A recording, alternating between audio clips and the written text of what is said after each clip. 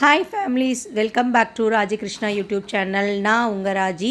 இன்றைக்கி எங்கள் ஃபேமிலி சார்பாக விஷ் யூ ஹாப்பி நியூ இயருங்க. இது வந்து பார்த்திங்க அப்படின்னா எங்களோட நியூ இயர் செலிப்ரேஷன் மட்டும் இல்லாமல் நாங்கள் 1 இயர் வந்து இந்த யூடியூப் ஃபேமிலிக்குள்ளே வந்து 1 இயர் ஆனதுனால இன்றைக்கி தாங்க நாங்கள் கேக் வெட்டி நம்ம வந்து செலிப்ரேட் பண்ணுறோம். என்னோடய ஹஸ்பண்டை வந்து 1 இயர் 27th வந்து நாங்கள் கேக் வெட்டணும். யூடியூப் 1 இயர் ஆச்சுன்னு சொன்னதுக்கு.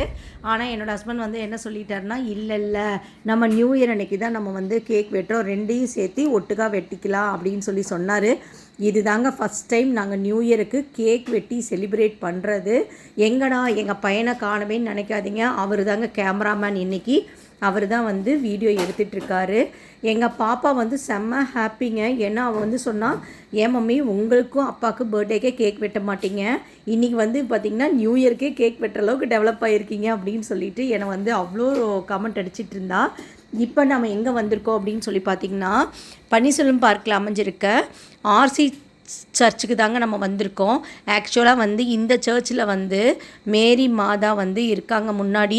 அவங்களுக்கும் எனக்கும் வந்து ஒரு சின்ன வந்து ஒரு பாண்டிங்க. என்னன்னு பார்த்தீங்க அப்படின்னா, என்னோடய யூஜியில் வந்து பார்த்திங்கன்னா என்னோடய பேப்பர் வேல்யூஷன் முடிஞ்சு மார்க் ரிசல்ட் வரும் இல்லைங்க, அந்த மார்க் எனக்கு வரவே இல்லைங்க. என்னோடய ஃப்ரெண்ட் சர்க்கிள் எல்லாத்துக்குமே வந்துருச்சு, எனக்கு வரல. அதனால் வந்து பார்த்திங்க அப்படின்னா நான் வந்து என்னோடய மேம்கிட்டலாம் கேட்டதுக்கு லெட்டர் எழுதி போடு, இல்லை யூனிவர்சிட்டி போங்கன்னு சொன்னாங்க.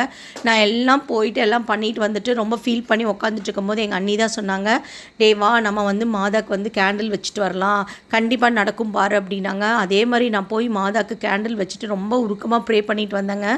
வந்தோடனே ஒரு 2 நாள் அதுக்கப்புறம் வந்து எனக்கு நடக்கிற ஒவ்வொரு சின்ன பிரச்சனையாக எதுவாக இருந்தாலும் நான் வந்து அவங்கள்ட்ட போய் ப்ரே பண்ணிட்டு வருவேன். கண்டிப்பாக அது வந்து நடக்குதுங்க. இது என்னுடைய நம்பிக்கை. அதுக்கப்புறம் நாங்கள் வந்த இடம் வந்து பார்த்திங்க அப்படின்னா, அதே பிரெஃப் ரோட்டில் அமைஞ்சிருக்க பன்னீர்செல்வம் பார்க்கில் இருக்க சிஎஸ்ஐ சர்ச்சுக்கு தாங்க வந்தோம். செம்ம லைட்டிங்கோட செம்ம கூட்டங்க, பயங்கர கூட்டம். ஆனால் லைட்டிங்லாம் சூப்பராக இருந்துச்சு. பார்த்திங்கன்னா வண்டியெல்லாம் ரொம்ப நீட்டாக ஆர்கனைஸ் பண்ணி வரவங்களுக்கு இடம் விட்டு அவ்வளோ சூப்பராக வந்து அமைச்சிருந்தாங்க. அதே மாதிரி லைட்டிங் எஃபெக்ட்ஸ் எல்லாம் சூப்பராக இருந்துச்சுங்க.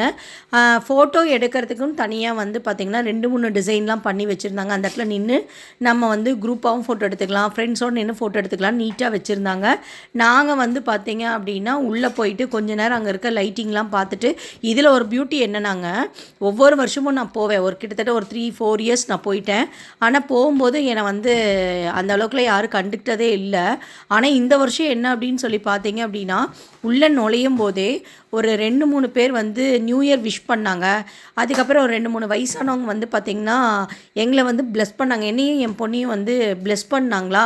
எனக்கு அப்பயே நினச்சிட்டேன், என்னடா இது இத்தனை வருஷமாக நம்ம வந்து ஒரு தடவை கூட இந்த மாதிரிலாம் நடக்கலை, ஓகே நமக்கு வந்து பார்த்திங்க அப்படின்னா ஏதோ நல்ல நேரம் வந்துருச்சாட்ருக்கு அப்படின்னு சொல்லிட்டு நான் பாப்பா கிட்ட சொல்லிகிட்டே வந்து உள்ளே வந்தேன்.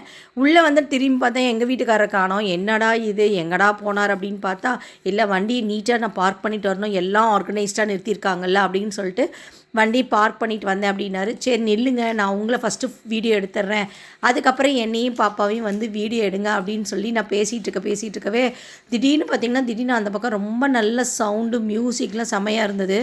இவர் வந்து பார்த்திங்கன்னா திடீர்னு அந்த பக்கம் திரும்பி வேடிக்கை பார்த்துட்டு இருந்தார். நான் உங்களை வீடியோ எடுத்துட்டேன், நீங்கள் வந்து என்ன வீடியோ எடுங்க, நானும் கூப்பிடுன்னு கூப்பிட்றேன். அவர் கண்டுக்கவே இல்லை. அதுக்கப்புறம் பாப்பாவே வந்து டேடி மம்மி உன்னை கூப்பிட்றாங்க டேடி அப்படின்னு சொன்னதுக்கப்புறம் இந்த பக்கம் வந்து கேமரா பிடிச்சிக்கிட்டாரு. அதுக்கப்புறம் நானும் பாப்பாவும் நின்று வீடியோ எடுத்தோம். அதுக்கப்புறம் வந்து பார்த்திங்கன்னா அப்பா அங்கே ரொம்ப கூட்டமாக இருக்குது, அங்கே என்னமோ இருக்குது, வாங்கம்மா போய் பார்க்கலாம் அப்படின்னா, அங்கே வந்து பார்த்திங்கன்னா குடில் வச்சு இயேசு பிறந்த அந்த இதை வந்து வச்சுருந்தாங்க. ரொம்ப அழகாக இருந்ததுங்க. அது எனக்கு எப்படி சொல்லணும்னு தெரியல, சாரி.